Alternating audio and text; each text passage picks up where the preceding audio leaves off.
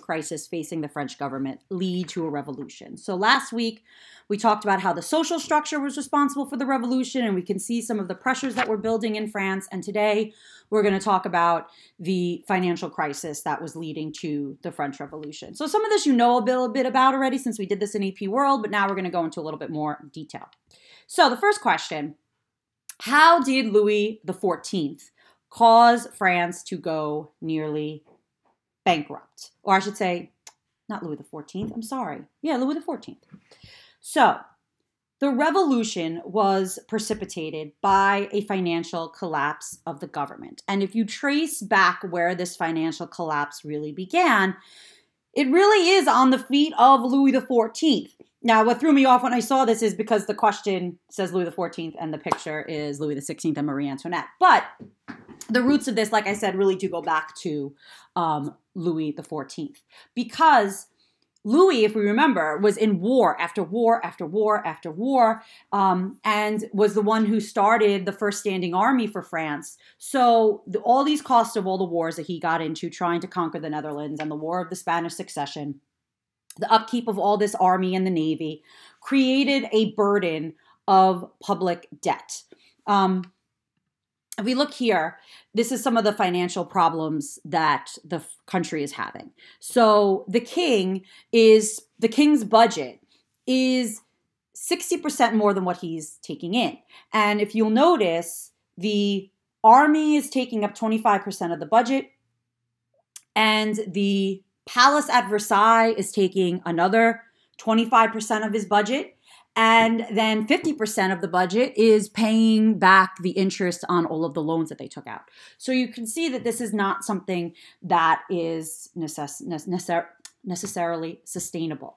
And if you look at an urban commoner living, regular person, working class person living in France at this time, like in Paris or some other city, they're spending 80% of their money on food.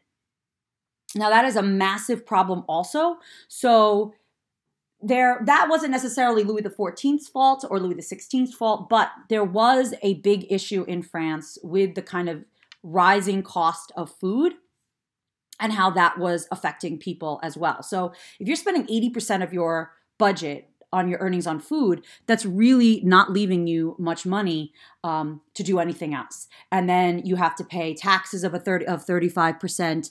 You're paying a tithe, which would be your tax to the church, of 10%. You have to pay some sort of rent.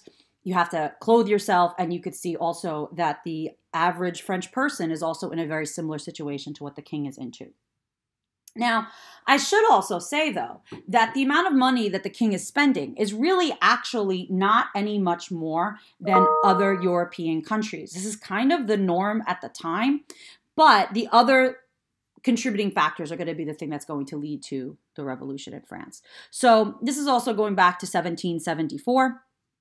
You can kind of see the state budget in France and then how it's going to kind of evolve. So you can see under Louis XIV, they were spending a heck of a lot of money on the War of the War of the Spanish Succession. And then there's the 7 Years' War under Louis XV. And then there's also going to be the American Revolution that they're going to aid. And that's going to be eating up a lot of the money of the French economy. And so France was running on a very large deficit.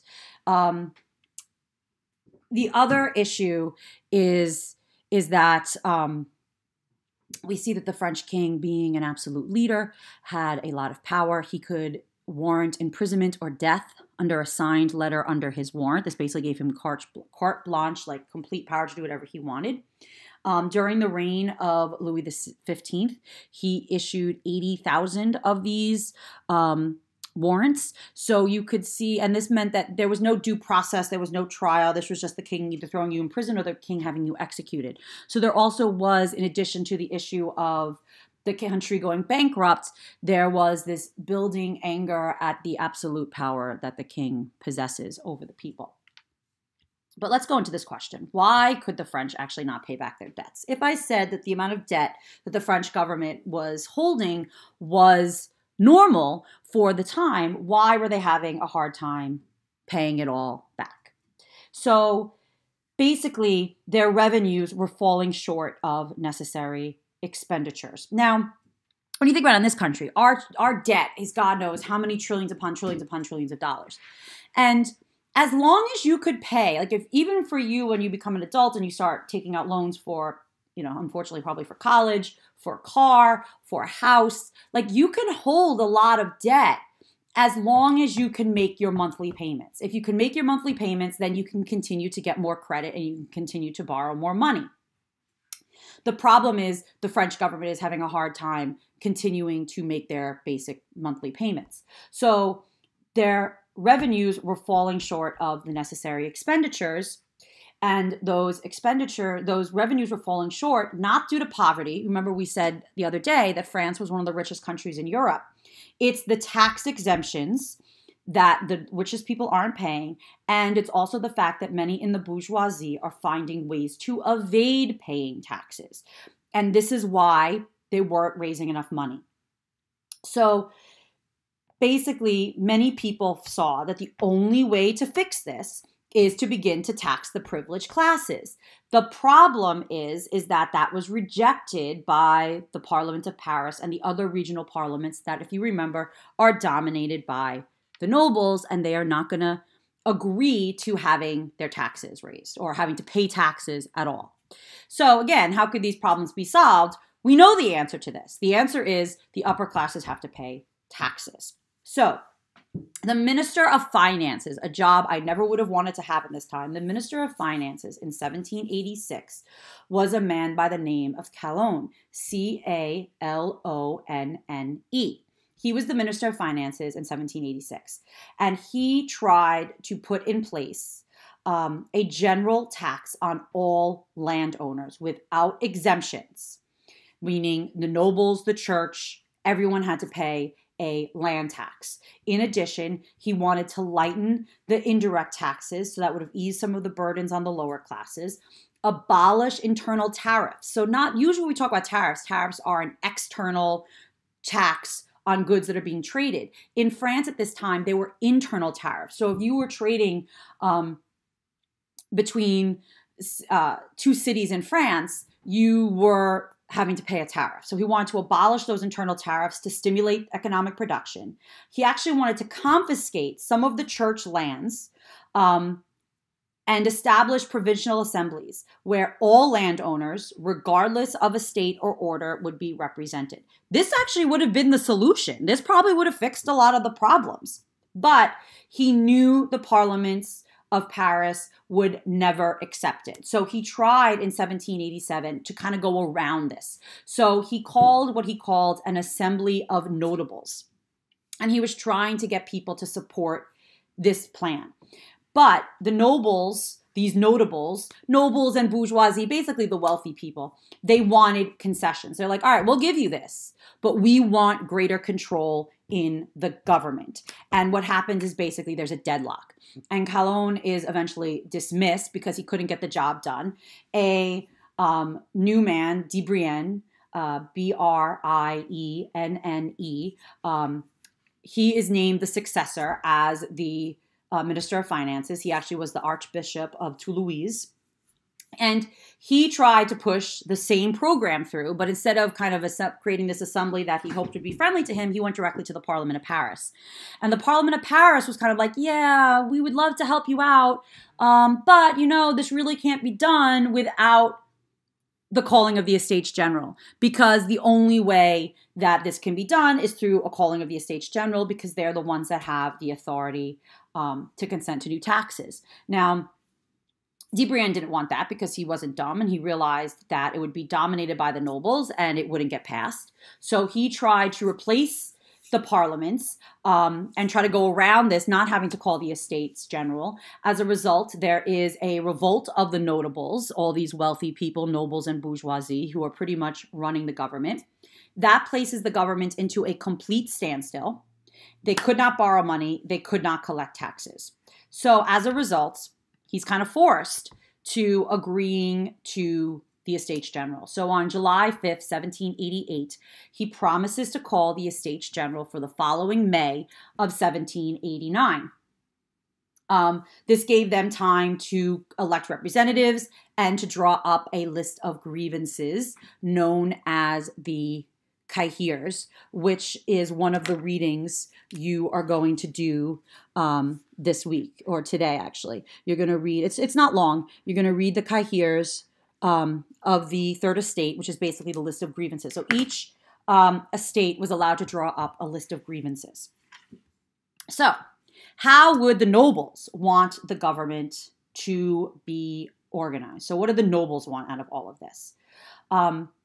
The nobles actually wanted what we would say is a liberal form of government. They were willing to have a constitutional government with personal liberties, freedoms of speech, press, freedom against arbitrary arrest.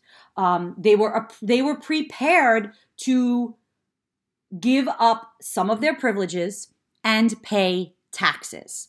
However, they wanted the government to be governed through the EstatesGeneral. They wanted the EstatesGeneral to be the legislature. But the EstatesGeneral is going to be dominated by the First and Second Estate, which is something that the Third Estate wanted to avoid. So in the Cahiers, the list of grievances for the Third Estate, they talk about the voting. And this is the suggested voting pattern that the First Estate and Second Estate wanted. So in this, you have the three estates, the clergy, the aristocracy, the Third Estate, the commoners. They each get one vote, which means that the First and Second Estates will always create a voting block and vote against the commoners. So in this system, yes, the nobles were willing to say, yeah, we'll have a constitutional government and we'll give different rights and we'll even be willing to pay some taxes. But they wanted a country that was going to be governed directly by themselves, and they were not willing in any way, shape, or form to share power with the lower classes. So even though they were kind of willing to have some liberal tendencies, they were not willing to give up power to the lower classes in any way, shape, or form. This is what the Third Estate wanted. They wanted it to be voted by head. So that way, each person sitting in the EstatesGeneral, so it would be, 1,248 people, each person would get one vote. And they were hoping that this way they would be able to, the Third Estate would be able to get some of their initiatives through the government. The decision by the nobles to organize the Third Estate this way was seen as a slap in the face to the bourgeoisie. Because remember, the bourgeoisie sees themselves in a lot of ways as equal to the nobles. In some instances, they are more wealthy. And in a lot of instances, there was a lot of intermarriage and social interaction between the two groups. So to the bourgeoisie, the fact that the First and Second Estates wanted to create a government system that would place power solely in their hands was seen as a slap in the face to the Third Estate, who really wanted to see a new era come in as France was moving forward towards the calling of the EstatesGeneral. And this turned many of the bourgeoisie against the nobles. Now, the delegates that were elected to this Third Estate to represent the Third Estate at the EstatesGeneral, let me just be clear, they were of the educated elite. So of the people that are coming in to the EstatesGeneral, none of these people are the laboring poor. They're not the working class. This is still completely an organization that is being dominated by the wealthy and the elites in the country. So now this last question, which is also going to relate to the reading that you are doing today as well, which is, according to Saez, what were the feelings of the Third Estate? So Abby Saez is going to write this document called What is the Third Estate? It's basically a pamphlet. And he kind of lays out, he kind of takes a lot of the ideas from Rousseau. And this is the guy who wrote it. His name is Emmanuel Abby Saez, Joseph Saez. He also knows, Abby, like I said, Abby Saez. So he says, what is the Third Estate? Everything. What is it hitherto in the political order? It's been nothing. And what does it demand to become something?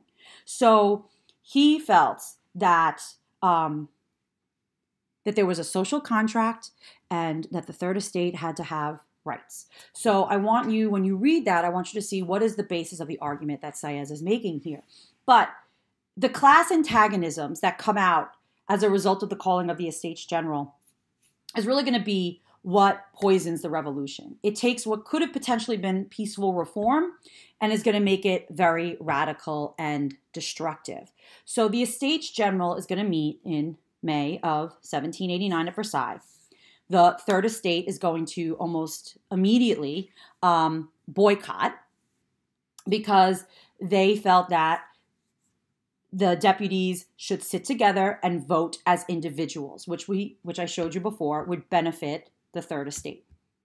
And because the First and Second Estate were unwilling to bend on this, what we see happen is the commoners presented their credentials, not as delegates of the Third Estate, but as representatives of the nation. They proclaim themselves the National Assembly, and they walk out of the Estates General, and they held what's known as the tennis court oath, where they basically say they are going to continue to meet until they come up with a new constitution. You remember I was talking about this in AP World class. It's kind of a funny story the way this all happens, because Louis XVI, is watching all of this, and he's someone who's very afraid to make waves. He sides with the nobles, unfortunately. And so when the Third Estate kind of makes this stand that they are the representatives of the nation and they are going to write this new constitution, instead of him siding with them, given the fact that they're the majority of the country, he decides to lock them out of the meeting room, thinking that this would disperse the whole thing and they would all just go home, which is ridiculous. And that's why they wander around the Versailles until they find a room big enough, which happens to be an indoor tennis court, and where they make this oath of the tennis court. So the National Assembly, as a result of this oath, says they will not disband until they draft a new constitution. And the king didn't really do much of anything. So once the locking the door didn't work, the assembly was allowed to remain. Then he waits a couple of weeks, and then finally he calls 18,000 soldiers to come to Versailles and break this up. And so essentially what he did, the king chose the nobles instead of the people. Now, traditionally, kings in France, like if we think of Louis XIV, tried to block the nobles' strength and use the bourgeoisie to help them govern. That's what Louis XIV did. That's not what Louis XVI does. He chooses the nobles over the people. So basically, he loses control over the Estates General. Louis XVI exerted no leadership in this system, in this situation. He failed to make use of the loyalty of the bourgeoisie and the common people, who basically wanted a king to stand up for them. And the nobles, what did the nobles want? The nobles wanted to reduce the power of the king. So it wasn't even making any sense that the king was choosing the nobles over the king. So basically, his orders were defied by the Third Estate.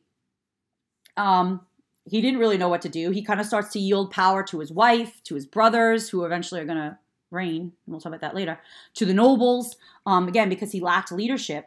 And the Third Estate feared a government controlled by the nobles. And they felt that that the nobles had the king in their hands. And that's why they felt like they had to act. So, was the revolution really caused by economic or political uprisings? What do you think is the real ultimate cause of this revolution?